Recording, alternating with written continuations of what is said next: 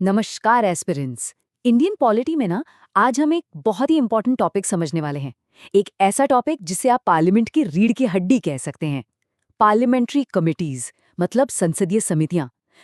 ये वो सिस्टम है जो असल में पर्दे के पीछे रहकर पार्लियामेंट के असली कामकाज को चलाता है। जरा सोचिए, पार्लियामेंट में सैकड़ों एमपीज बैठते हैं, है ना?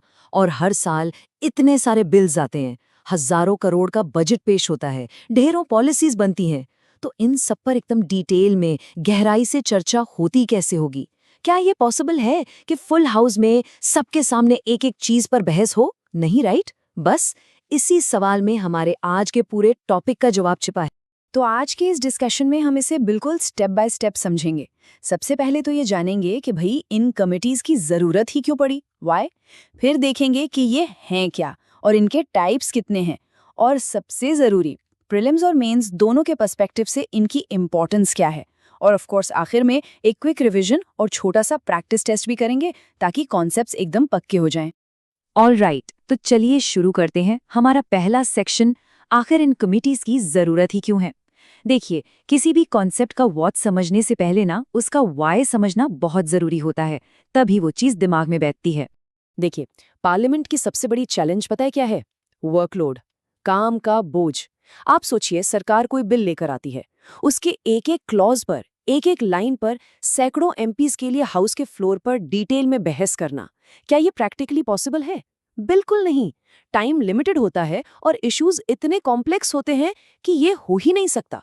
तो इस बड़ी प्रॉब्लम का सल्यूशन क्या है? सल्यूशन है पार्लियामेंट्री कमिटीज। इन्हें आप एक तरह से पार्लियामेंट की मिनी लेजिस्लेचर्स कह सकते हैं, या फिर स्पेशलिस्ट ग्रुप्स। यही वो ग्रुप्स हैं जो असल में पर्दे के पीछे रहकर पार्लियामेंट का सारा डिटेल्ड काम निपटाते हैं। तो फिर डेफिनेशन क्या हुई इसकी? पार्लियामेंट्री कमेटी एमपीज का एक छोटा सा ग्रुप होता है, बस, जिसे अपॉइंट किया जाता है खास मामलों की जांच के लिए, जैसे कोई बिल हो गया, बजट हो गया या सरकार का कामकाज। इन सब की डिटेल में एग्जामिनेशन करने के लिए।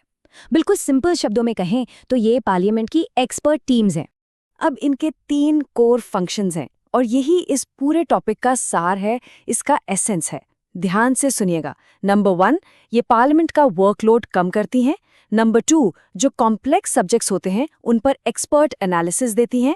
और नंबर 3, ये सरकार की डिटेल्ड अकाउंटेबिलिटी मतलब जवाबदेही पक्की करती हैं। ये 3 फ्रेजेस दिमाग में बिठा लीजिए: वर्कलोड रिडक्शन, एक्सपर्ट एनालिसिस और अकाउंटेबिलिटी। ओके, अब आते हैं इस टॉपिक के सबसे कोर पार्ट पर। यहाँ से प्रीलिम्स में सीधा सीधा सवाल बनता है, कमिटीज के 2 मेन टाइप्स।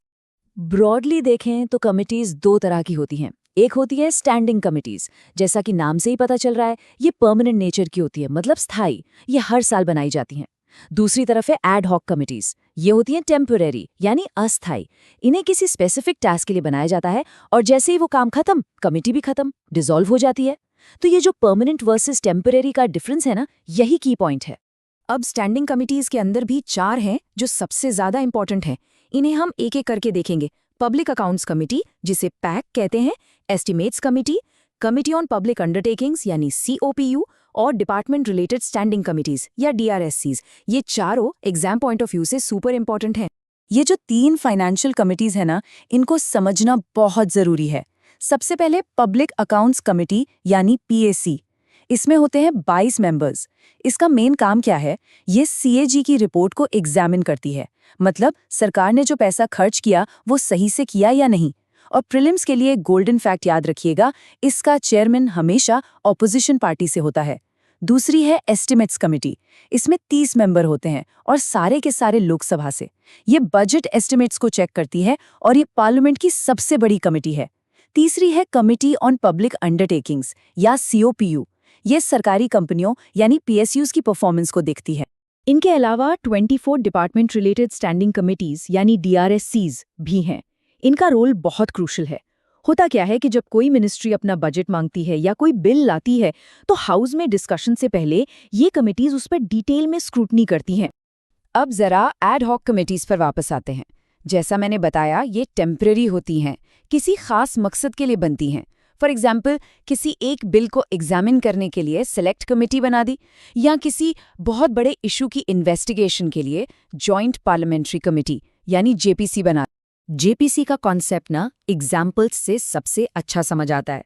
आपको याद होगा बोफोर्स स्कैंडल या 2G स्पेक्ट्रम केस, ये इतने बड़े और हाई प्रोफाइल मामले थे कि इनकी जांच के लिए जेपीसीज बनाई गई थी। और जेपीसी में, जैसा कि नाम में ही है, जॉइंट लोकसभा और राज्यसभा दोनों हाउसेस के मेंबर्स होते हैं। तो देखिए, अभी तक हमने कमिटीज का व्हाट और हाउ समझ लिया। अब मेंस के पर्सपेक्टिव से बात करते हैं। इनकी असली इंपॉर्टेंस क्या है, इनका सिग्निफिकेंस क्या है। तो ये कमिटीज मैटर क्यों करती हैं? इसके 3 मेन रीजंस हैं।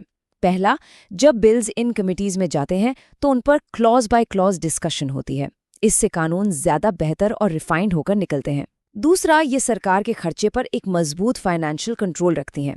और तीसरा, and this is very important, ये मीडिया की चकाचौंध से दूर एक नॉन पार्टिसन प्लेटफॉर्म देती हैं।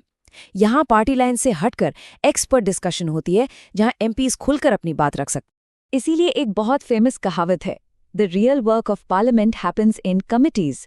मतलब संसद का असली काम तो समितियों में ही होता है। ये एक लाइन इस पूरे टॉपिक की इंपॉर्टेंस को परफेक्टली कैप्चर कर लेती है। ऑलराइट, तो अब टाइम है एक क्विक रिवीजन का।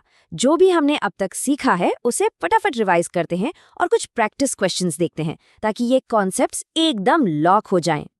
चलिए क्विकली रिवाइज करते हैं। पॉइंट नंबर 1, कमिटीज एमपीज के छोटे ग्रुप्स हैं जो डिटेल्ड एग्जामिनेशन करते हैं। पॉइंट 2, 2 टाइप्स हैं, स्टैंडिंग यानी परमानेंट और एड हॉक यानी टेम्पररी।